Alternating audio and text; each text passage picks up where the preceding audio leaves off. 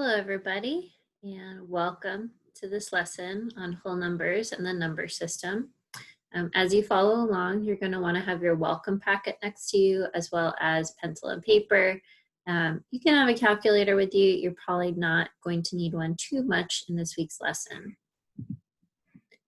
Our learning goals for this lesson are by the end of this week, you'll be able to round whole numbers to a given place value, identify absolute value of a number as its distance from 0 on the number line, determine the distance between two integer numbers on the number line, and determine least common multiple and greatest common factor of pairs of numbers. So those are the skills we're going to be practicing in this lesson. Those are also the skills you're going to be practicing in your Google Classroom assignments this week. Let's start with a warm-up problem. So it says, at the grocery store, you bought turkey for $5.99, a box of cereal for $1.89, and a bunch of bananas for 99 cents. About how much did you spend altogether? So take a minute, pause the video, and when you think you've got your answer, come back to the video. We're going to go through it together now. So the key word here is about. This says about how much did you spend altogether. When we go and we look at the answer choices, we see all of these answers are nice whole numbers, nice round numbers. So this is asking us about how much did we spend altogether, not exactly how much did we spend, but about how much did we spend. So what I'm going to do to make things a little easier on myself is I'm going to take these prices and round each of them to the nearest dollar, to the nearest whole dollar amount. So I look at $5.99, that's pretty close to $6. I look at $1.89, pretty close to $2. And then 99 cents, we can round that off to $1. It's really close, right? And then when I go and I add up each of those prices, each of those estimated prices,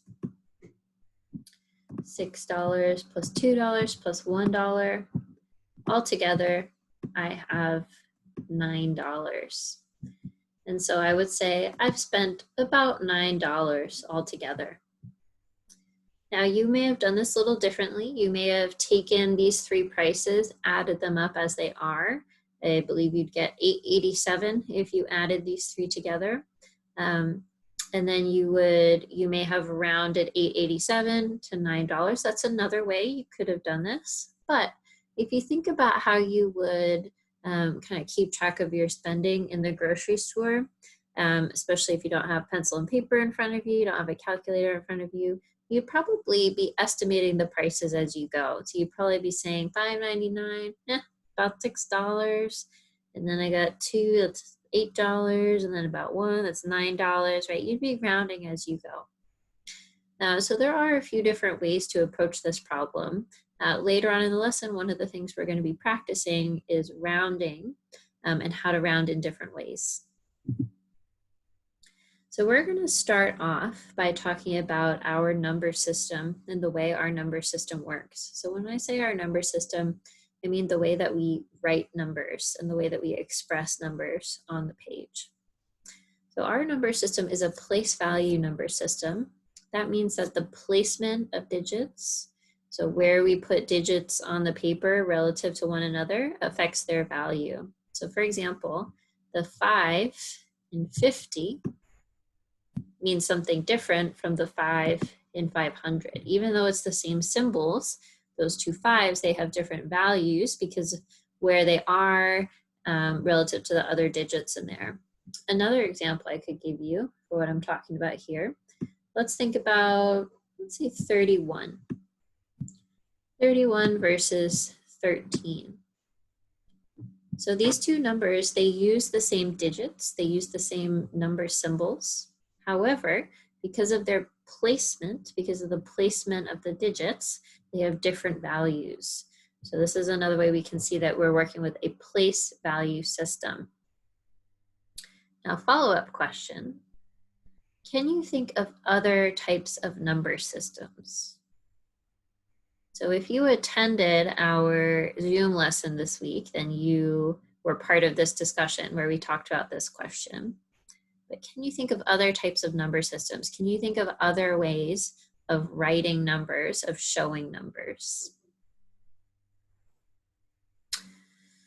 So there certainly are lots of different number systems, you know, throughout the world. People do things in different ways, and also throughout history, different cultures, different groups of people, different individuals have expressed numbers in different ways. But when I think of other types of number systems, one thing that comes to mind, and something that I actually use pretty often, is a tallying number system.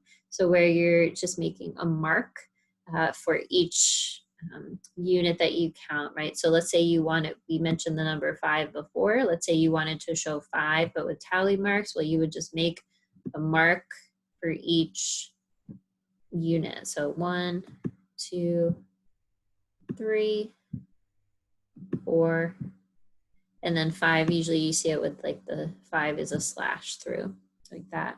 So tallying is another way that we can show numbers. Can you think of pros or cons of using a tallying number system versus our place value number system? So one pro that I can think of is it's really simple. There's only one symbol for you to learn, right? You just need to be able to make some kind of mark on the page. So it's really simple, and you only need to be able to count by ones. So tallying is nice and simple. The drawbacks are, if you want to show larger numbers, tallying is going to be really slow, and it's also probably going to get more confusing because you might lose track of what you're counting. So there's some pros and cons. You might be able to think of some other pros and cons for tallying. Another number system that we sometimes use here in the US is sometimes we come across Roman numerals. So those are numbers from the Romans, where they used a place value system that used letters to show number amounts. So let's say we wanted to show the number 4. The number 4 looks like this in Roman numerals. It's IV. So you may have seen numbers like that before. This is a different system of representing numbers. So instead of using our symbol, the digit 4 to represent 4, if we were using Roman numerals, we would write it like this. So there are always lots of different ways to do things. But the way we do things most often is when we're writing numbers, we use our place value system. So our place value system is based on 10. It's based on the number 10 and powers of 10. And so we call it a base 10 number system. Now, when I say powers of 10, let me give you examples of what that means. That means 1, 10, 100, 1,000, 10,000. So each time we are multiplying by 10. So powers of 10. We're going to talk more about powers and exponents in another lesson, but for now, I'm just going to give you those examples of what I mean when I say powers of 10. So our number system is all based around the number 10. And so since our number is based around the number 10, that means a lot of numbers that are divisible by 10 are numbers we find easy to work with, right? Like you might find it really easy to count by tens, right? 10, 20, 30, 40, 50, because our number system is set up to make that particular way of counting a little bit easier. So we have a base 10 number system. Can you think of any place value number systems based on other numbers that you might have heard of or that you might have used or seen? So it's probably not super common that you would have come across other base number systems, but one that comes to mind for me is binary number system. Binary is a base 2 number system. And probably if you've heard of it in connection to computers. So computers, the sort of at their core, at their hearts, the language of numbers that computers speak is a base 2 language of numbers. So computers speak in binary. You may have heard of other ones. There are definitely other, you could have any base number system that you want to, for sure. All right, but we're going to focus today on our number system, our base 10 place value system. So take a look at the picture on the screen here. Take a good look at it and think about this question. What number do these blocks show? So if we start with the smallest blocks here, the ones, how many ones do I have? How many little unit squares do I have? Well, I see I've got 4 little squares here. Now, when I get to the next column, it says tens. And if I look at each of these rods, I might notice that each rod is made up of 10 little squares, right? So these are sets of 10. And we have 1, 2, 3, 4, 5, 6. We have 6 sets of 10. So we have 6 tens, or 60. And in the next column, I see hundreds. So that means each of these, let's call them planes. Each of these planes is made up of 100 of those little squares. You could also think of it as they're made up of 10 of those rods, right? So 10 tens is 100. 10 ones is 10, 10 tens is 100. And we have 3 sets of 100 here, so we have 300. Altogether, that gives us 364. Now, if you've got your welcome packet with you, in your welcome packet, you've got a place value chart. That place value chart comes from mathaids.com. And I've reproduced that chart up here on the screen for you. So this chart is just something you can refer back to help you remember where your place values are and what their names are. So with our number system, when we write numbers, everything kind of centers around the ones. Right? The ones are the most basic unit. It's just one single whole. And then as we move to the left, we are talking about larger and larger place values. So once you get to 10 ones, now you're talking about sets of 10. Once you get to 10 tens, now you're talking about sets of 100. 10 hundreds, now you're talking about sets of 1,000. And then 10,000, 100,000, millions, 10 millions, and so on. You could get bigger and bigger and bigger. So all of these, including the ones, these are place values that are talking about whole numbers.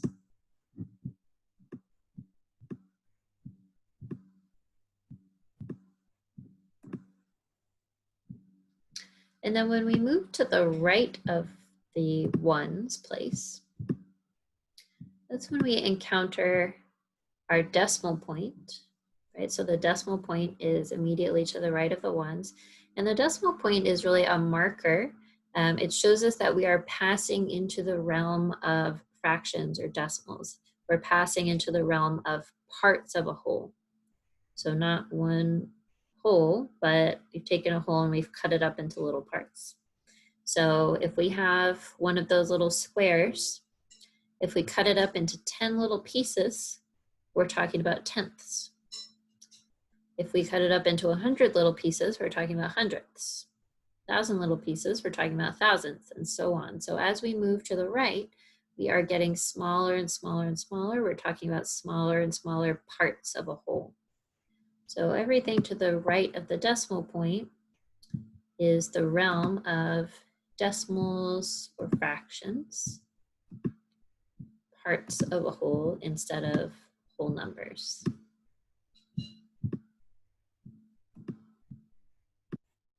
Okay, so keep your place value chart out next to you if you don't already have it in your mind, because we're going to get some practice with identifying the place value of different digits, focusing mainly on whole numbers.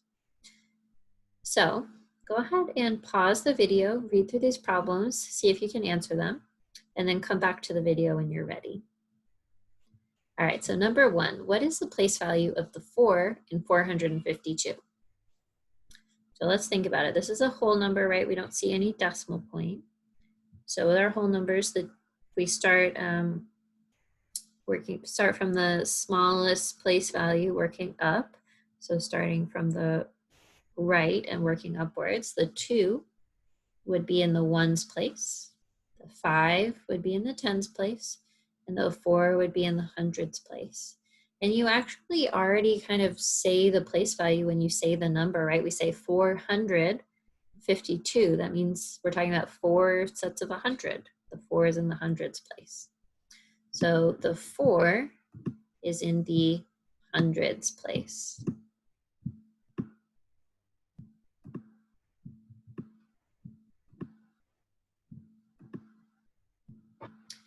All right, number 2, what digit is in the tens place in 1023? So same thing, we're looking at a whole number here. Let's start with the ones and work our way up. So the 3 is in the ones, the 2 is in the tens, and it asks us about the tens place, right? So we would say the 2 is in the tens place. Number 3, how many hundreds are in 124? Well, we just said it, right? 124, we've got one set of 100. 100.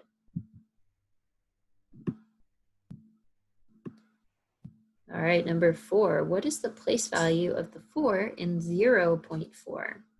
So now this number includes a decimal point. Now remember what we said, where everything to the left of the decimal point, that's the realm of whole numbers.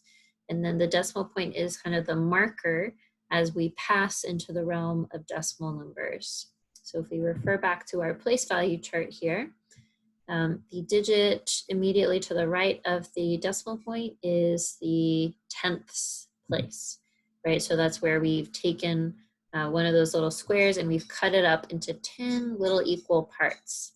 Since there's a 4 there, it's telling us that we are talking about 4 out of those 10 little parts. So we're saying 4 tenths. The 4 is in the tenths place.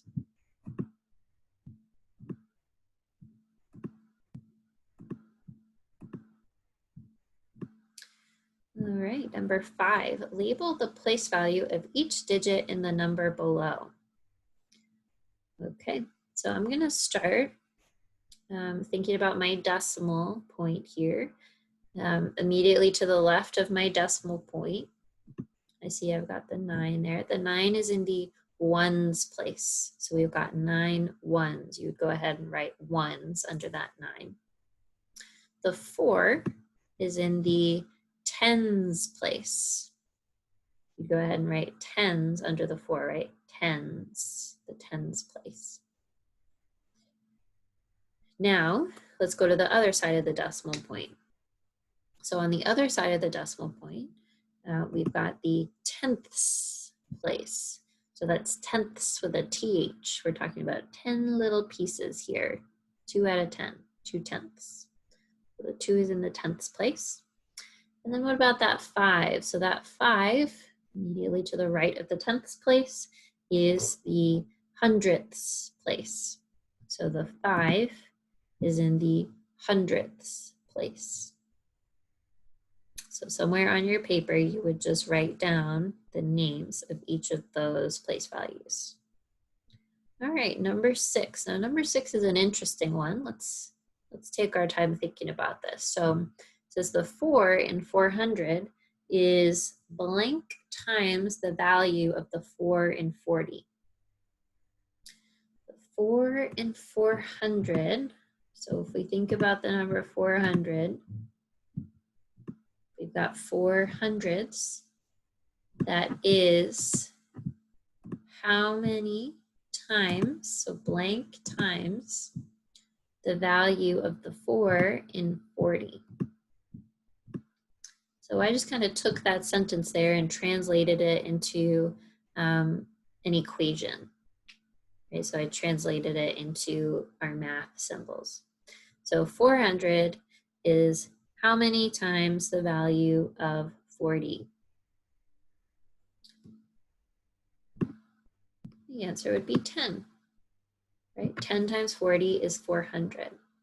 So that goes back to what we were talking about when we said that we're working with a base 10 number system where it's based on powers of 10. So each time you move up a place value, you are increasing your size tenfold. Right? You're getting to be 10 times the size. So 1 times 10 is 10. 10 times 10 is 100. 100 times 10 is 1,000. So we're getting 10 times bigger, and so on. So the 4 in 400 is 10 times the value of the 4 in 40. All right, so all of that talk about the number system and place value was to get us ready and feeling confident to round our numbers. So rounding means that we're changing a number to be less exact, so to have less detail, but to be more convenient or easier to understand and work with. So the purpose of rounding is to usually make a number easier to work with or quicker to understand. And it's where we take some of the detail we don't care about out of a number. So I have an example here of 493. If we wanted to make that a little bit easier to do some mental math with, we could round it off to the nearest hundred. So 493, we could say, that's about 500, right? Close enough. So thinking about that, we're going to go through some examples here with 493. So 493 rounded to a specific value. So 493 rounded to the nearest 100. So we already said it's going to be 500, but let's think about how this works here. So when you're asked to round to the nearest 100, first thing you do, and this is what you're doing in your head, even if you already know how to round and you're not like necessarily thinking through steps, you're just like, I got it. You are actually working through a process similar to the one that we're about to talk about. So 493 to the nearest 100. First thing you're going to do is you're going to identify, you're going to look at, you're going to think about the number in the hundreds place. So you're going to identify the digit that is in the hundreds place, or that's in the place that you're talking about. So identify the digit. And in this case, the 4 is in the hundreds place. So if you're first getting started with rounding, you might want to even go ahead and underline that digit that's in the hundreds place. Okay, so that's the first thing we do. We focus in on that 400. And then we look to the right. We look to the next smallest place value. So we're talking about the hundreds, so we're going to look to the tens place. So we look to the right.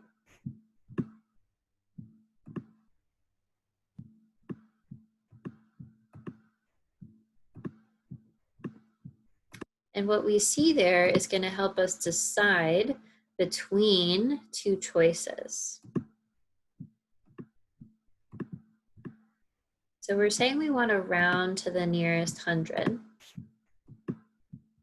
And we want to round to the nearest 100. That means we're only thinking in terms of hundreds. So 100, 200, 300, 400,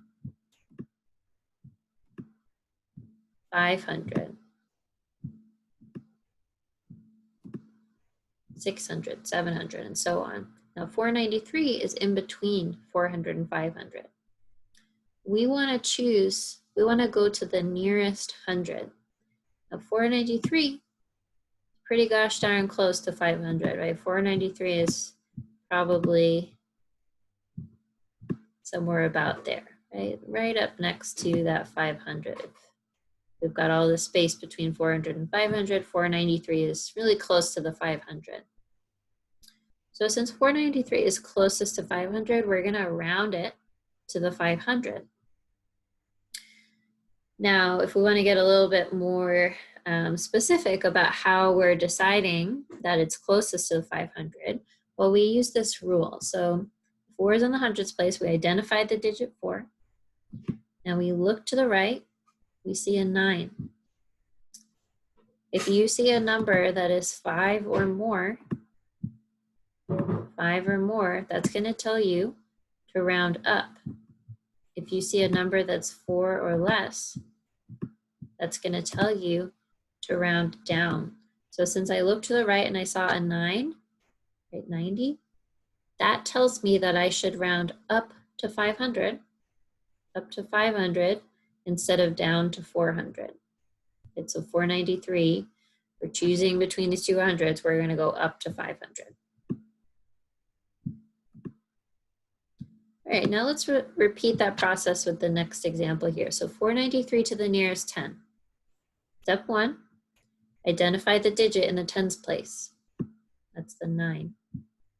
Step 2, we look to the next smallest digit, next smallest place value, and we see it's a 3. Now because it's a 3, right, that's 4 or less, we're going to round down. So if we're thinking about counting by tens here, right, we'd have 410, 420, 430, 440, 450, 60, 70, 80, 490, 500, right? For counting by tens, we have 480, 490, 500. 493 is in between 490 and 500. Those are the two sets of 10 we're choosing between. Now 493 is closest to 490. We can also think of it in terms of this rule, right? That 3 falls under 4 or less, so we're going to round down to 490. And by the way, if you already know how to round your numbers, you can just skip ahead to the next part of this video. Skip ahead a few minutes. If you know what you're doing, don't worry about it.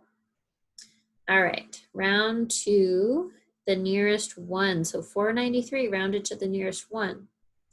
First step, identify the digit in the ones place. That's the 3. Look to the right. Well, when I look to the right, there's nothing there, right? This is a whole number. So what's to the right is all of our decimal values, but it's all empty there, right? There's nothing. We could think of it as 0. So 493 already is rounded to the nearest 1. It would just stay the same.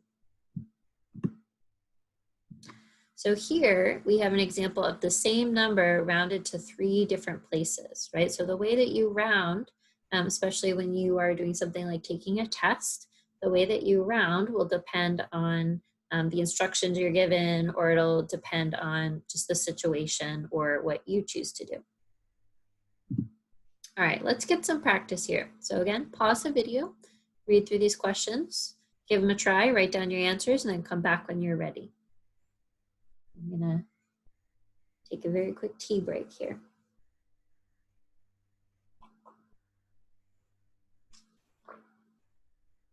Okay. Number 1, round 1,294 to the nearest 10. First step, identify the digit in the tens place. It's a 9. Look to the next smallest place value. Look to the right. Is step 2. I see a 4.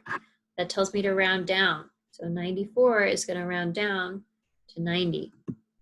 So it'll become 1,290. Number 2, round 1,294 to the nearest 100. Step 1, identify the digit in the hundreds place. That's the 2. Step 2, look to the right. I see a 9. The 9 tells me to round up. So 294 will round up to 300, and I will have 1,300.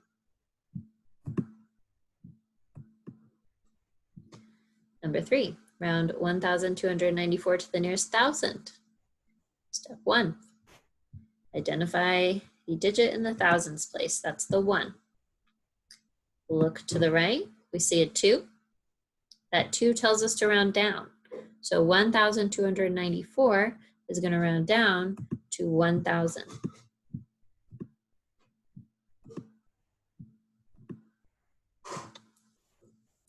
Number 4, round 45 to the nearest 10. So find the digit in the tens place, that's the 4. Look to the right, we see a 5. Now according to our rule, right, 5 and up, we round up. So 45, we'll round up to 50. And then finally number 5, round 42 to the nearest 10. Same 2 steps, identify the digit in the tens place, that's the 4. Look to the right, I see a 2. The 2 tells me to round down, so 42 will round down to 40. Right, so 45 rounded up to 50, but 42 rounded down to 40. All right, so I hope you are starting to feel like you've got the hang of this a little bit. Remember, if you do have questions, you get in touch with me and we can practice some more together. All right, next thing we're going to talk about today is the number line. So thinking about our number system and ways that we represent numbers. The number line is a tool that we sometimes use in math because it's a nice visual way to order numbers, to put numbers in order, to show how close they are or how far apart they are. And I've got on the screen here just 2 examples of some number lines. So the top one shows us whole numbers counting by 1, starting at -4 and going up to 4. The bottom one shows it starts at 0 and it goes all the way up to 1 and it's counting by 8ths, right? So the type of number line you see or the type of number line you use will totally depend on the problem or the situation. One thing to notice here is that we are talking about a line. So you'll see there's arrows on either end. Those arrows are just showing you that the numbers do continue in either direction, right? We can always go up, up, up, up, up to infinity, or we could go down, down, down, down, down to negative infinity. So those arrows are just there to reassure you that numbers never stop. All right, so now that we know what we mean when we say number line, I have a question for you. Do we use number lines in real life? So can you think of a tool or an object or something that you use that seems kind of like a number line? So one thing that comes to mind for me is rulers, right? A ruler is a number line. It's a tool that you use for measurement, but it's a visual way to order numbers, and that shows how far apart numbers are from each other. So rulers are a nice example of number lines. And then I was also thinking about thermometers, right? So if you think about analog thermometers, not digital thermometers, so more old-fashioned thermometers where it's got the red stuff in it and the red stuff goes up and down depending on the temperature.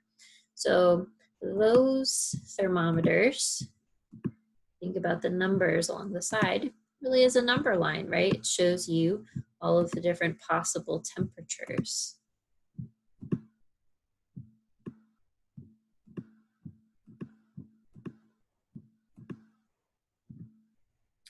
And if you can think of any other examples, let me know.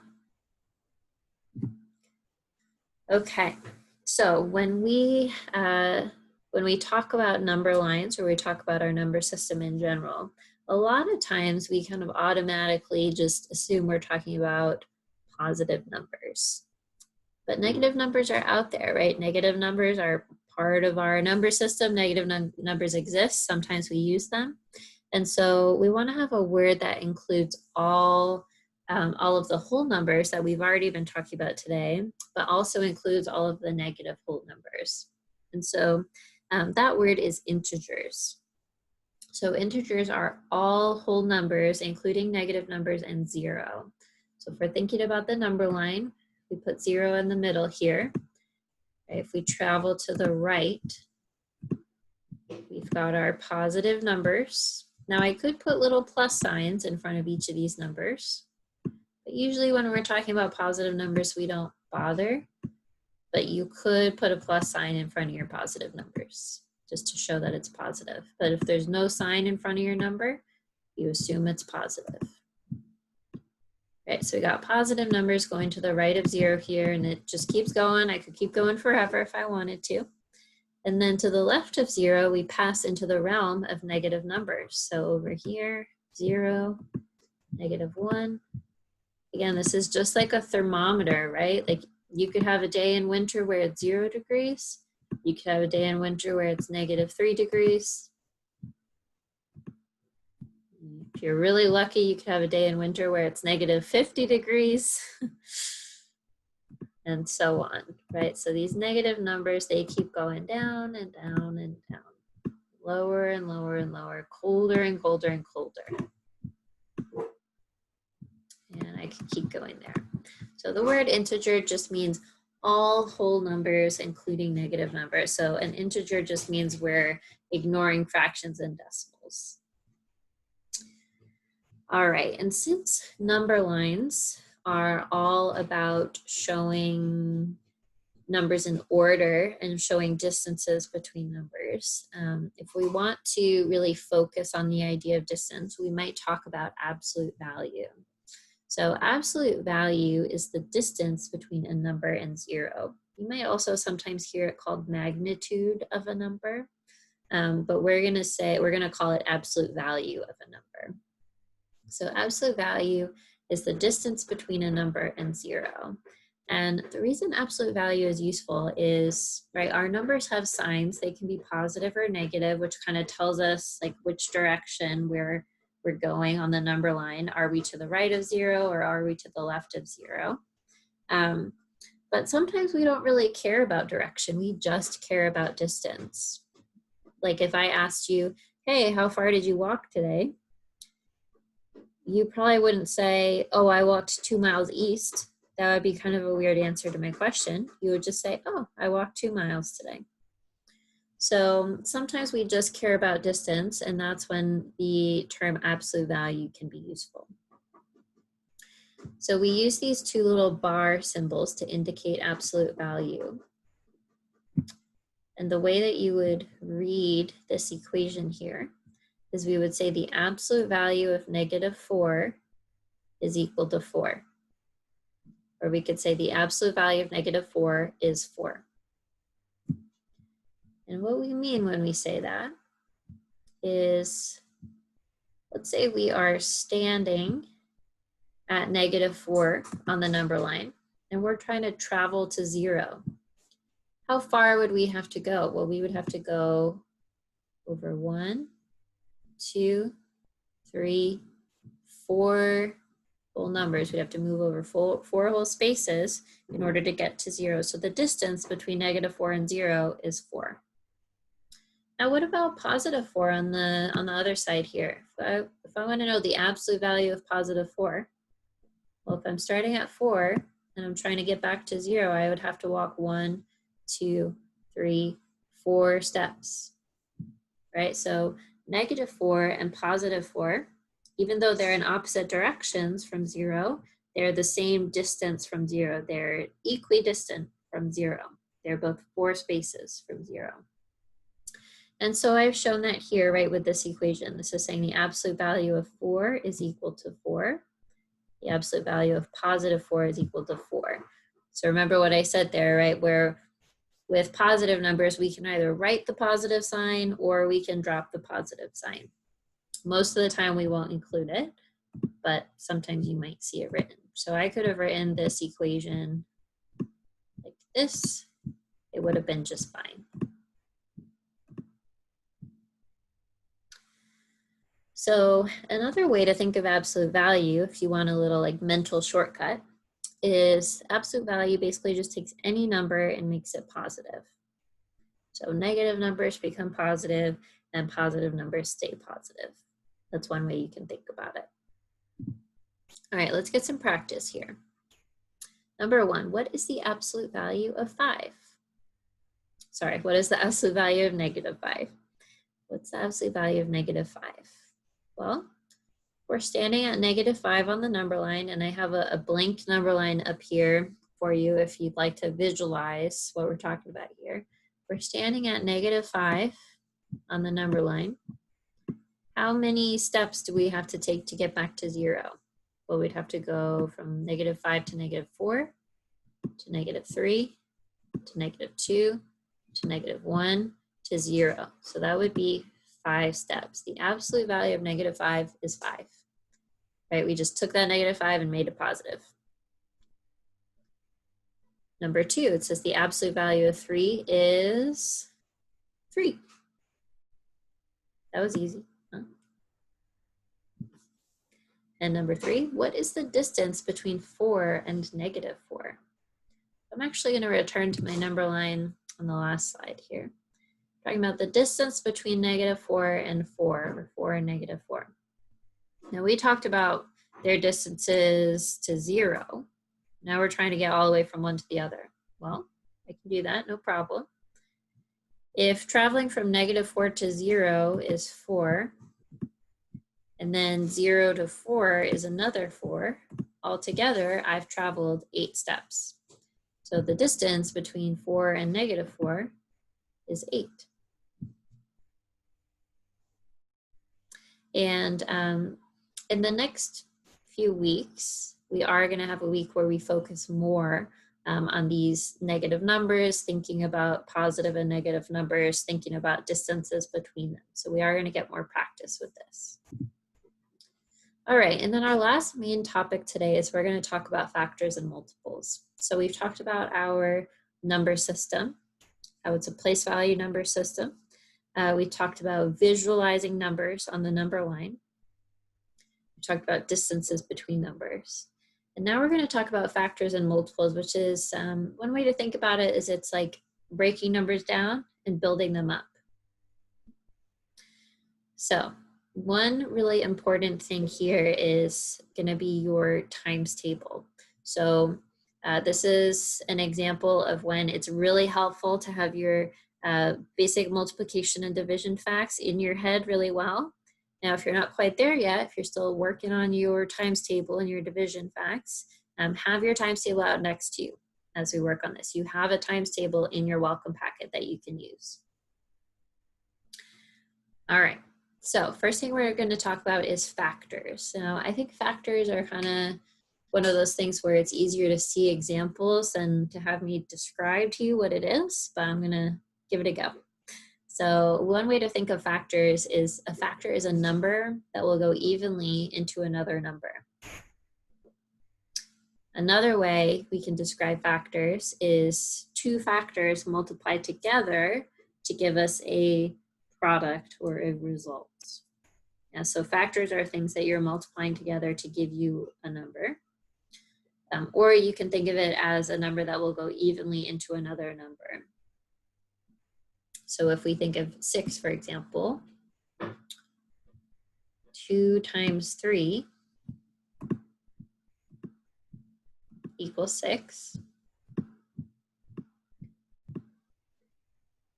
2 and 3 are factors of 6. So you can think of it in terms of multiplication here, or you could think to yourself, well, I know that 2 goes evenly into 6, right? If I do 6 divided by 2, I'm going to get a whole number answer, right? Goes in 3 times. Or you could flip it around, right? 6 divided by 3 is 2. So if I wanted to list out all of the factors of 6, every whole number that goes evenly into 6, well, I know 1 times 6 is 6. So 1 is a factor of 6, and 6 is a factor of 6. And 2 and 3 are factors of 6 as well, right? So this is a complete list of all the factors of 6. Let's try another number. Let's try to think of all of the factors of 18. And I'm going to show you what I do to be organized about finding all my factors, because especially once you start getting up to bigger numbers, it can be easy to accidentally leave out factors. If you're trying to make a complete list of all the factors of a number, it can be easy to leave one off the list by accident. So what I like to do is I like to focus on the factor pairs.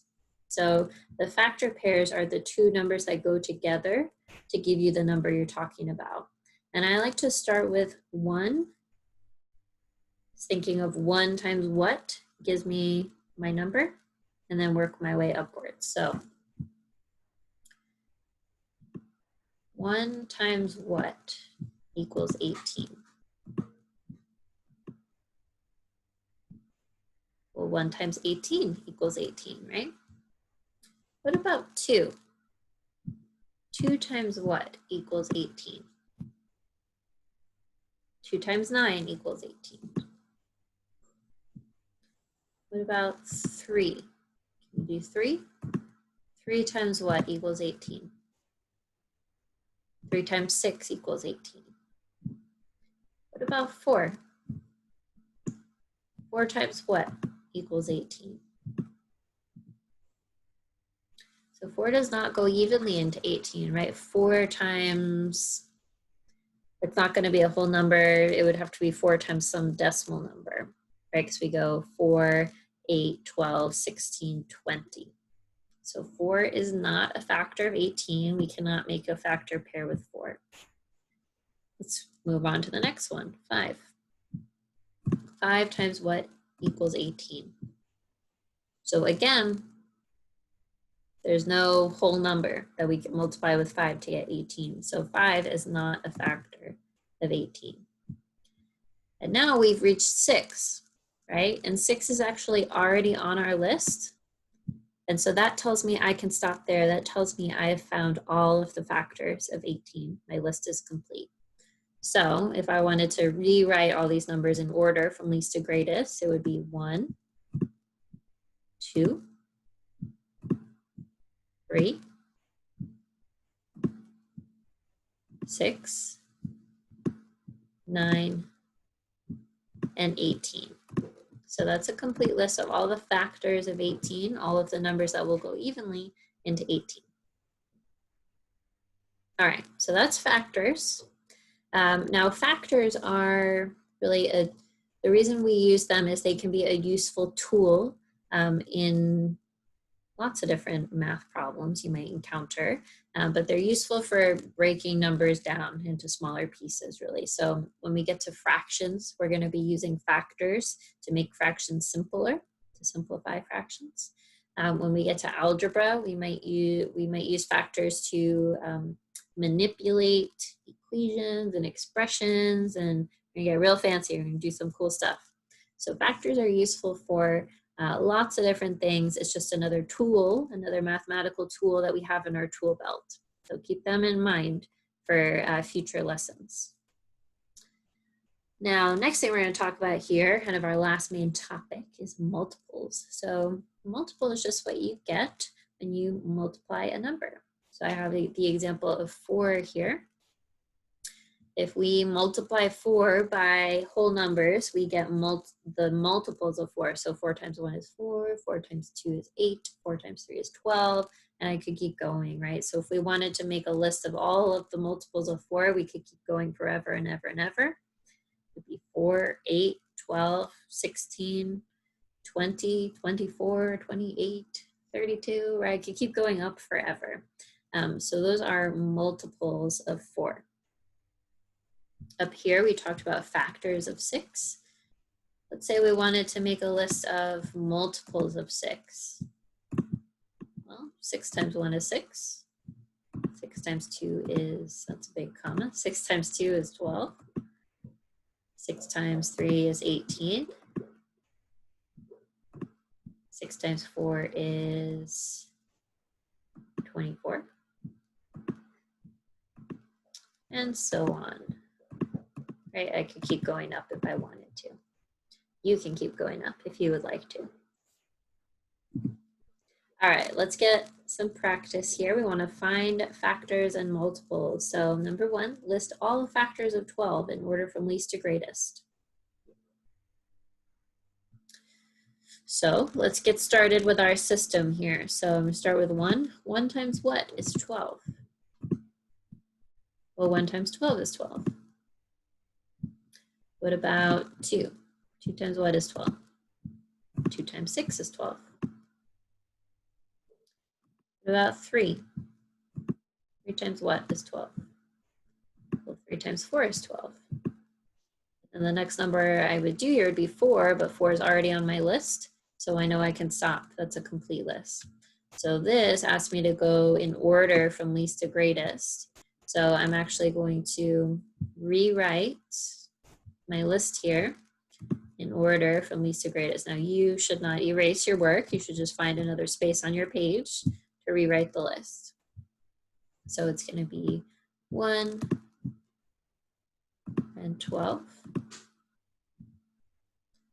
2 and 6, 3 and 4. So those are the factors in order from least to greatest. All right, number 2, name one factor pair of 18. Well, we already listed all the factor pairs of 18 on this page. So you could go ahead and you could choose any of those 3 pairs. Got 1 and 18, 2 and 9, or 3 and 6. So it's up to you. I'm gonna pick 2 and 9. All right, and then number 3, list the first 5 multiples of 12. 12 times 1 is 12. 12 times 2 is 24.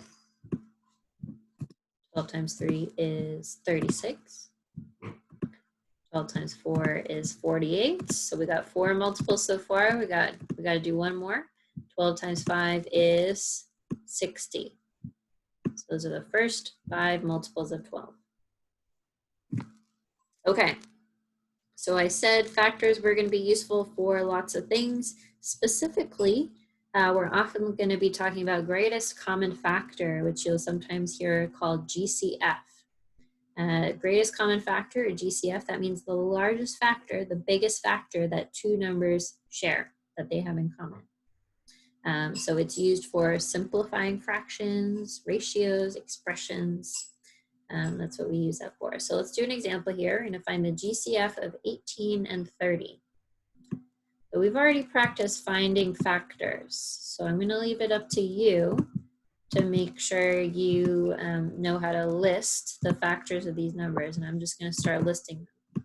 So 18 we already did. We know it's 1, 2, 3, 6, 9, 18. Now notice I'm making these lists nice and organized, going from least to greatest, because we're trying to find the greatest that 2 numbers share. We want to keep things organized. We don't want to be hunting around with our numbers all mixed up. So 30. Again, I'm just going to start listing the factors. It's up to you to go back and make sure you know how to find all these factors.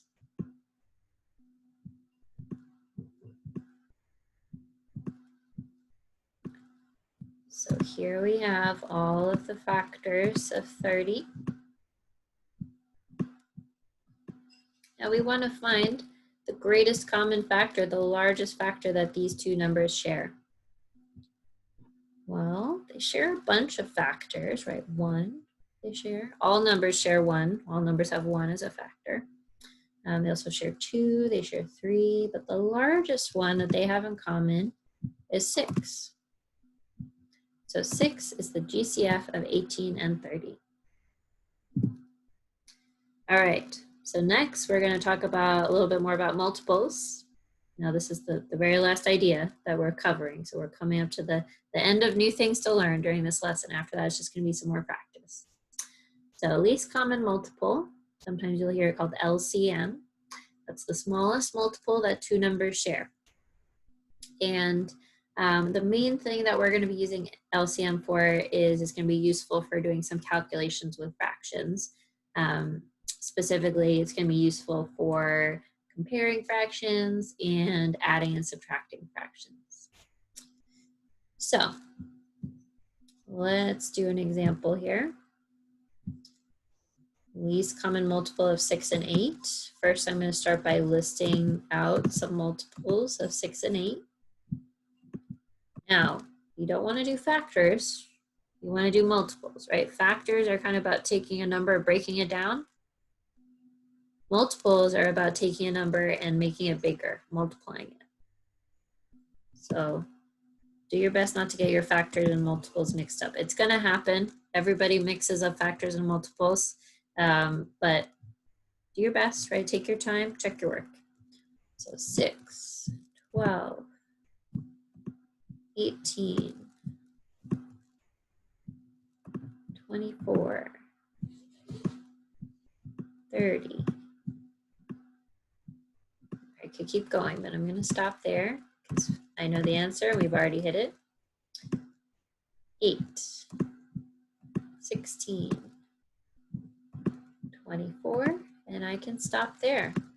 I can stop there because I just found the lowest multiple that they have in common. The lowest multiple they have in common, the least common multiple, is 24. Now 6 and 8 are going to have lots of other multiples in common, right? The next one we would get to is 48, right? 48 is going to be a common multiple, but 24 is the lowest or the least one. All right, let's get some practice. So pause the video, see if you can fill in this table, and then come back to the video when you're ready to go through your answers. Now, I just gave you some examples of how to find greatest common factor and least common multiple. So all I'm going to do here is I'm going to put up the answers. And then if you're not sure where I'm getting that answer from, you need to get in touch with me and we'll go through it together. So 15 and 20, the GCF, the greatest common factor of 15 and 20 is 3. And then the LCM of 15 and 20 is, do I know what it is? LCM of 15, sorry, not 20, I said 20, I meant 15 and 21.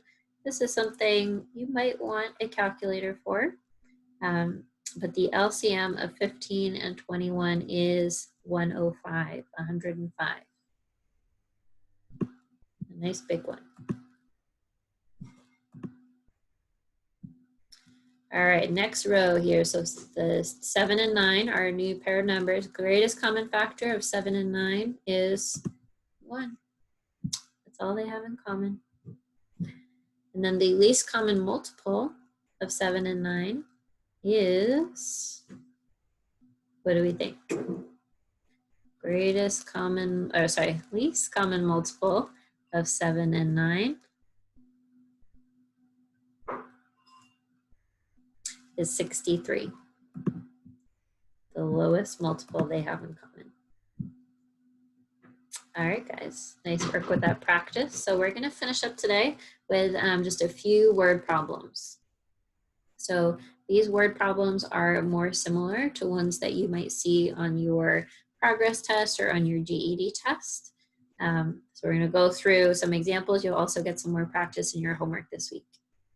Number 1, Colonial Creek Falls in Washington has a height of 2,568 feet. What is that height rounded to the nearest 10? So we're going to go through our 2-step process here. Step number 1, identify the tens digit. It's the 6. Step number 2, look to the right. I see an 8. The 8 tells me to round up. So instead of rounding down to 60, I'm going to round up to 70. So this will become 2,570. 2,570 feet.